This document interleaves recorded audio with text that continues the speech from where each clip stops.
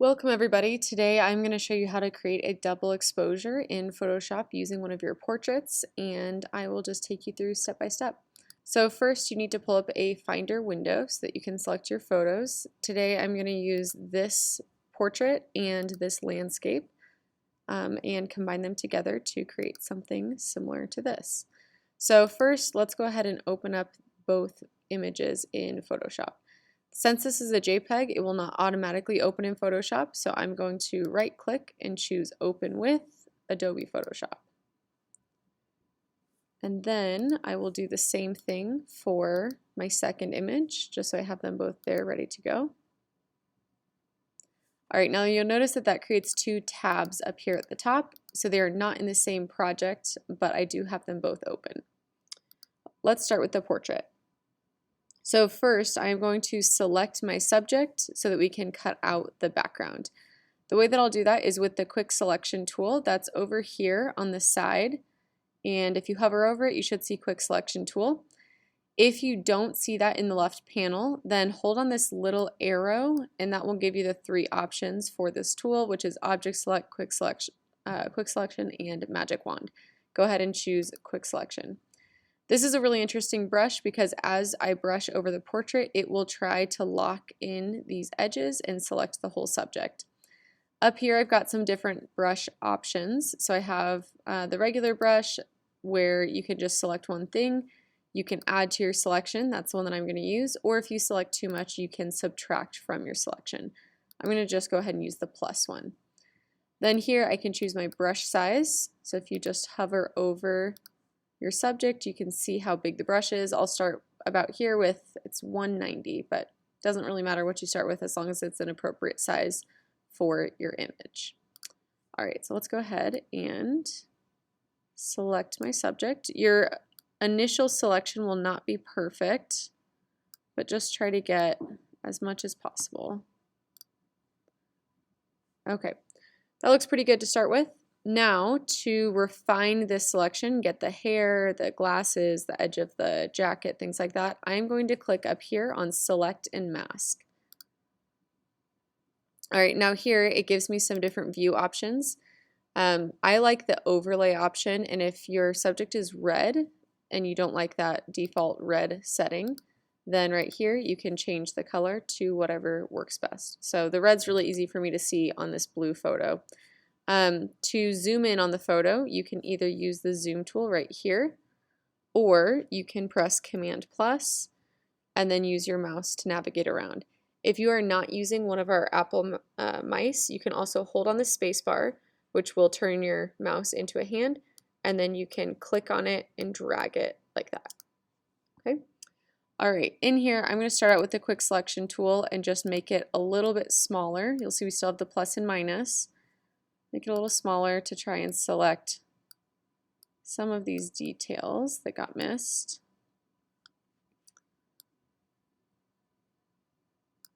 Okay, now the hair, the quick selection tool does not work very well for the hair because it's too fine and detailed. So there's actually a button up here that works really well that you can click on that is Refine Hair. You can press on that. You can see that it did a pretty good job selecting the hair. It did select a little bit of the background, so I will just switch to my minus brush and get rid of that part that I don't want. Okay, and then I want to really zoom in on the face and make sure that I have everything selected. It actually did a pretty good job, but you can see that the eyebrows and some little details around the glasses and the mouth are not perfect. So I'm going to go to this middle brush over here. This is called the Refine Edge brush, and it is for refining edges, especially hair and small details. I like the 22 point. You want it to be a little bit bigger than whatever you're selecting. And for some reason I found that it works better on the plus rather than the minus. So now I can just go over these areas. So even if I'm trying to subtract something, for whatever reason, the plus seems to work better. Now this part, it really thinks that that's part of the glasses and I can't get that to go away. So I'm going to switch to this third brush, which is just the regular brush tool. And this just paints exactly, oh, I have it on plus. So I'm going to Command Z, that undoes it. Switch to minus because I want to turn it red, not add it to the selection. This brush just paints exactly what you select. It's not a smart brush. Okay, back to the refine edge tool. I'm going to come down here to the mouth, get rid of that little blue piece, search the edge. This collar is a little bit funky, so we're just going to select that whole thing. Okay.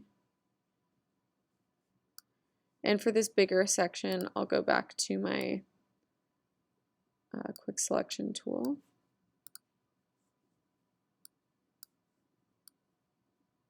And then to the refine edge brush.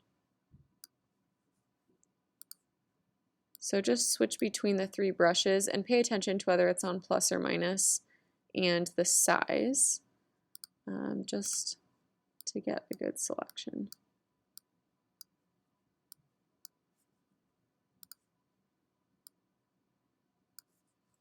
All right, now I want to check the hair. That all looks pretty good. Okay, I think I'm done. So I can zoom back out if that's helpful. And when you're done refining your selection, click OK. Now we go back to this mode and it shows you your selection with this flashing dotted line. Okay, now that we have everything selected, I'm going to press Command J. If you're using not a Mac computer, it would be Control J, but for us it's Command. And then I'm going to leave the background layer here because I like to have the original photo handy in case I mess this up. So I'm just going to leave the background layer but lock it, and I'm going to hide it so that we don't see it. Now I'm going to Command J. What it did is it created a new layer with just the selection, so it doesn't have any of the background stuff. I am going to name this new layer so that I can refer to it by a name and you'll know what I'm talking about. Okay, so you just double click on the name, not on the actual layer here, but on the name. I'm going to call this model, okay, or portrait or whatever makes most sense for you. All right, next I am going to create a solid layer behind the model because I don't want this to just be clear. So I'll go down to the bottom and click on Adjustments, Solid Color, and that creates a new layer with just a solid color. I want it to be white, so if it's automatically black, you can just pull this up here and then click OK and drag this layer below the model layer so that it sits in the background. So now we have our model cut out from the original background, and we've created just a solid white background behind it. Okay. Next up, we are going to desaturate the model. Basically, that means we are going to make it black and white, or make her black and white, just so that the colors of the other photo don't conflict with the colors of this photo. So up at the top, I don't think you can see it on your screen, but I am going to go to Image, Adjustments, Desaturate. So at the very top of your screen, you should see Image and then Adjustments, Desaturate. And that makes this layer black and white. If it did not work, you are probably on the wrong layer. So make sure that you have the model layer selected. Okay, now it's time to add our background, or our second photo, which in my case is a scene from Hot Springs with some fall colors. So I have this open in a separate tab, but I need to get it onto my layers here. So go over to that tab, and we're going to use the Move tool. That is the one that looks like 4 arrows going in different directions, and you can use it to move your entire image. Click on the Move tool. Now with that Move tool, select this layer, and you won't see it dragging, but I'm holding down right now with my mouse. I'm going to drag it to my other tab, and then move your mouse, still holding down, onto the photo, and then release. And that will drop that image onto your first project, and it creates a new layer automatically. Okay, so now we have the nature layer and the model layer. I'm going to go ahead and call this nature. If you are not using a nature photo, you can just come up with a better name for it. Okay, I'm going to change the opacity of the nature layer to 40 or 50%, whatever you think is best, just so that I can see through it. We'll change this back later. Now I want to align the image with my portrait so that just however I think looks best. So I know that I want some of the blue water down here. I like the trees in her hair, but I do want to get some of the distractions off her face. So let's see. I think I like how this rock kind of fits on her chin. So I might do it kind of like that. Now you'll notice that at the bottom there's a gap here, so we need to resize the nature image. You can do that by clicking Command T, or if you're not using a Mac computer, Control T, and you just drag the edges out to resize. Now that did move the rock, so just move it around until you are happy with it. It might take a little bit of trial and error. Okay, and then I need to expand it just a little bit more and double check that you like where everything is placed. So I think I'm pretty happy with this selection. I am going to go ahead and leave it there. So now that it's in the right spot, you can change the opacity back to 100% so that it's not see-through at all. Okay, now we need to Command click, or on a non-Mac computer, Control click on the model layer. When we do that, it creates this, it goes back to the selection that we originally made, but you can see it on the nature photo. So in Photoshop, when we have these layers, you always see the top layer first. You only see the lower layers if part of the top layer is transparent or missing. Okay, so right now we are seeing the selection from the model, but we're seeing it over or through the nature layer. Okay, now what I want to do is crop this nature layer to the selection of the model. So I'm going to make sure that I have, with this selection flashing here, I'm going to make sure that I'm clicked on the nature layer. If I'm selecting the model layer, this won't work. So click on the nature layer, and then we are going to turn that selection of the nature layer into a mask. Down here, this is your mask button. It looks like a little white rectangle with a black circle in it. Click on that, and that creates a mask.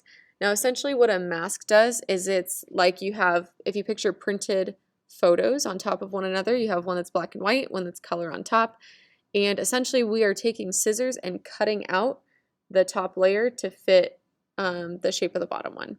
So basically the mask allows you to cut out part of the photo and just keep your one selection. Okay, so now we have our model layer, we have our nature layer, and there is a mask on the nature layer. This is the mask right here. Next up, I'm going to copy the model layer. I can do that by clicking on it, dragging it down to this plus, and releasing. Now I have a copy of the model layer. I'm going to bring that copy up to the top so that it's my top layer. Now I can't see the nature layer, but that will change. In order to see through to the nature layer, I need to change the type of layer that this is.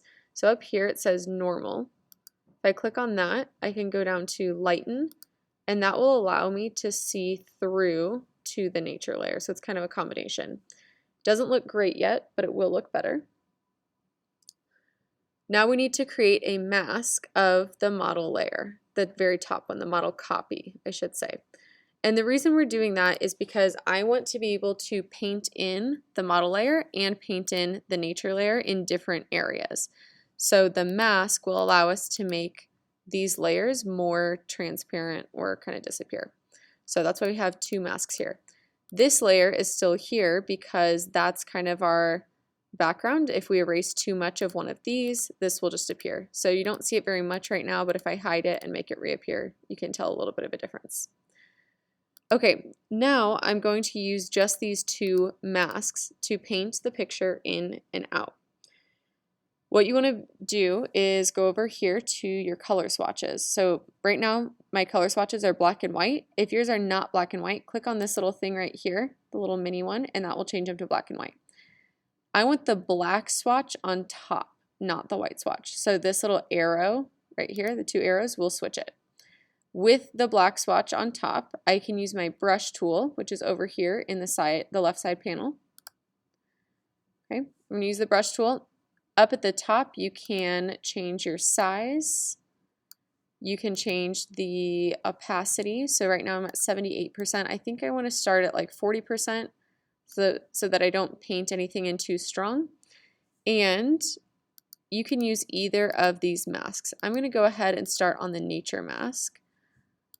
And I'm going to just paint little by little to bring the face back in. So it sounds counterintuitive, but when you paint on the nature mask, it brings the face back in because it's essentially taking away the mask or lightening the mask. And when you paint on this one, it will bring your nature scene back in. So you're painting on the opposite layer of what you want to see. So basically you want to go back and forth. I like to see some of the edges of the face. I don't want too many of her features covered up. Since I'm at 40%, the more that I go over this, the more defined the face will be. And you just kind of fill in the areas that you want. Switch back to the model one. Bring in some of this nature scene. Move back and forth. Get rid of that a little bit. Maybe define these edges just a bit. Okay. All right, and then once you are happy with the way that you've painted in both pictures, then there's two optional things that you can do. One is that you can crop the image. So depending on what your portrait looks like, if you have a lot of empty space that you don't like, you can go over here in the sidebar to the crop tool, click on that, and I want to keep the original ratio because if I don't, it will, let's say that I was on this ratio. So if I'm on a custom ratio, I don't even see where custom is, it will lose the shape of the image. So this one's a square right now. I want to go to original ratio. And then I can expand this, move it around, and just capture the part that I want with a little bit less empty space. I think that looks pretty good. So I can either click the check mark up here, or I can hit the return or enter key on my keyboard, and it will save my crop. Now, lastly, if you do not want a white background, you can double click on your color fill layer, and you can change the color of the background. So if you'd like something a little more colorful, that is up to you. I think this looks a little bit funky. I like the white background better. So I'm going to do Command Z to change it back to the white background. There we go. Okay, so I'm happy with this image. I could spend a lot more time refining it, fine-tuning it. You could even try doing this without the portrait being black and white if you'd like to. But I'm pretty happy with this. So I am going to save first the Photoshop file so that I can always come back and make changes if I change my mind. So you can either go to File, Save As, or Save, or you can press Command S. That will bring up a dialog box, or a window, I should say, once it loads.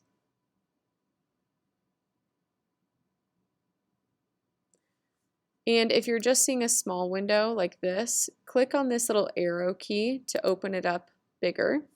Make sure that you navigate to the correct folder. So I want to save this in the Photoshop double exposure folder. You can give it a name if you would like. I already have one with this name, so I'm going to just change the number.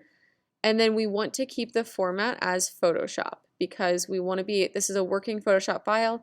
I want to be able to come back and make changes if I decide that there's a mistake or I want to do something different later. So I will click Save. Now to turn in your photo, you will need to save a JPEG. So go back up to File, Save a Copy. Photoshop used to let you save as and then change the format to JPEG, but they no longer do that. So again, make sure that it's in the correct folder, which mine is, and then I'm going to change the format to JPEG, not 2000 or stereo, just plain JPEG, and click Save, and then OK. All right, so now if I look in my Finder, I have, see, this is the one that I just did. So I have my PSD file, which is the working Photoshop file, and I have my JPEG copy of it. So hopefully that was a little bit simpler than the way that we originally learned it. And if you have any questions at all, or if you run into issues that aren't mentioned in this video, please just ask me. I'm happy to help you. Okay, thank you.